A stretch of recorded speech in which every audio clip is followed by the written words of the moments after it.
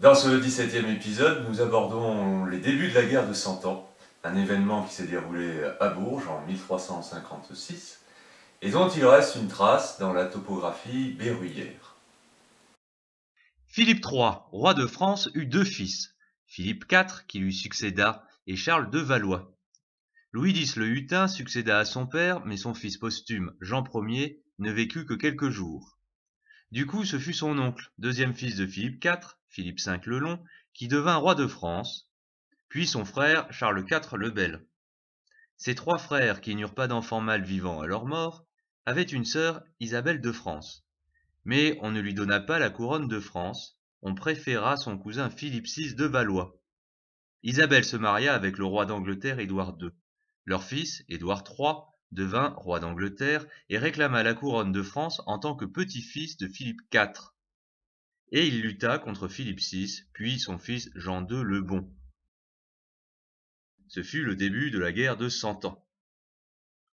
Telles étaient les limites du royaume de France à la mi-XIVe siècle.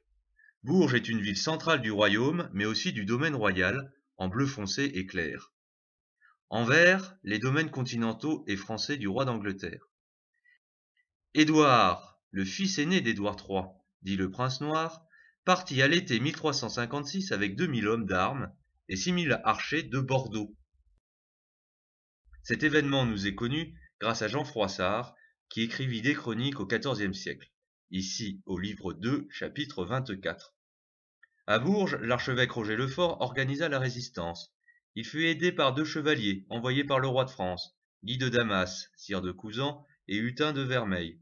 L'armée anglaise venant d'Auvergne se divisa en plusieurs bandes pour faire du pillage dans le Berry. Certains Anglais arrivèrent entre le 24 et le 26 août 1356, devant les murs de Bourges, sûrement au niveau de la porte d'Oron, d'où part la route vers Issoudun.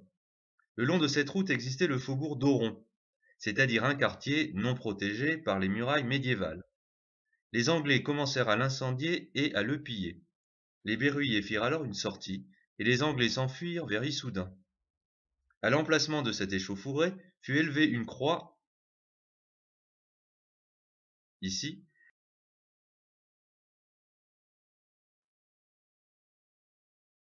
Elle rappelle la victoire et fut appelée la croix moult joie, c'est-à-dire forte joie.